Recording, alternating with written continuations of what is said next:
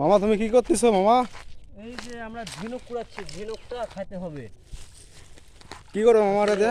আসলে কাজের ফাঁকে ফাঁকে শরীরে অনেক ঘাটতি পড়েছে, বুঝছো? তো তুমি হচ্ছে ভবানীগঞ্জ থেকে মোহনগঞ্জ আসছো শামুক কুড়াতে মামা? হ্যাঁ হ্যাঁ হ্যাঁ। ওদিকে পাওয়া যায় না, ওদিকে প্রচুর পরিমাণ খায় তো। এটা খাওয়া লাগে হচ্ছে আপনার, আমি দেখা দিই জিনিসটা, খাওয়া টেস্ট করে দেখাই, তাছাড়া ভালো লাগবে না। এই যে আপনারা দেখছেন, এটা কাটতে হবে, শুধু কাটে সুন্দর করে ছোটা দিয়ে গরম পানি ধুতে হবে, ধোয়ার পরে নুন ঝাল দিয়ে মাখায় ঝুল করে খাওয়া যাবে। এই যে আমি খাচ্ছি, দেখেন দেখেন ভাই খাচ্ছি। এই যে আমাদের সাথে আরো লোকজন শামুক কুড়াতেছে। আমাদের কন্ট্রাক্টর আছে, রাজের কাছে আসছি, আসে শামুক কুড়িয়ে নিচ্ছে।